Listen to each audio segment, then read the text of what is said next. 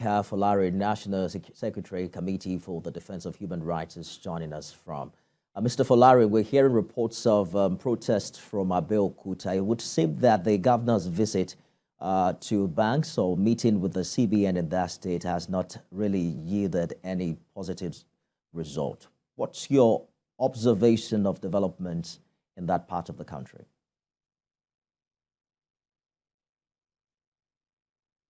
Yes, thank you very much. As we can see that the situation is not different from what we are seeing in some other parts of the country. The reality of it is that the hardship is becoming and unbecoming.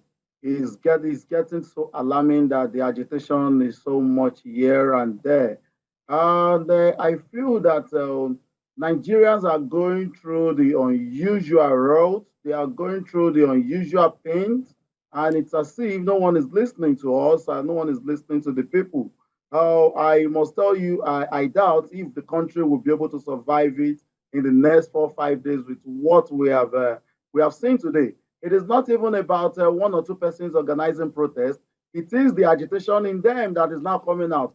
And I feel that the enforcement of this policy is very, very necessary. There is need for the CBN and other critical stakeholders that are in charge of enforcement to do everything possible to make sure that those who are starting this cash, these new notes, are exposed. And the CBN should double up effort to make more of these notes available. They have to increase the limit people are withdrawing, and the commercial banks must be given enough of these must be given enough new notes so that people can access. And I feel that what we are facing at the moment, if it was currency swap, maybe we wouldn't have been seeing all of this that we are seeing. But in this situation, it is very, very glaring to understand that the policy, though a very good one, but with poor implementation, it is as if some people somewhere are actually using this opportunity to politicize. Talking about the implementation, the whole Mr. policy. Folarin, let's talk about your optimism about how this will be resolved in the coming days. The president met with some stakeholders yet again today. The CBN governor is promising to provide cash to INEC ahead of the election. Do you think that this issue will be be resolved before the 25th of February presidential National Assembly election? Honestly, I doubt it. With some developments I also saw yesterday, talking about some set of people getting injunction against the president, the CBN governor, as to the issue of the deadline that it should not be extended. The president that within 7 days is going to resolve the whole crisis.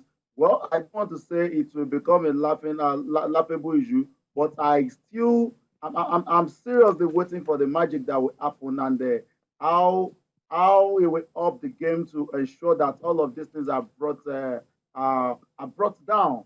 Because honestly, it is already having negative effect on the forthcoming election. It's having negative effect because I can see the people. The people may end up being disenfranchised. The people may be discouraged in participating in the process of choosing their own leader as a result of this process. So I felt very, very, very sad that we are implementing a good policy in a very, very poor manner. All the truth, we cannot shy away from the reality of it that either we like it or not, a policy like this is expected to come, but not at this period. I hear you. We are looking up to the president, like every other Nigerian, to do what is expected. It's a good place to leave it, Mr. Folarin. It's just 17 days to the election, and like you said, something must give. Nigerians cannot approach the poll given this situation. Yinka Folarin, National Security Committee.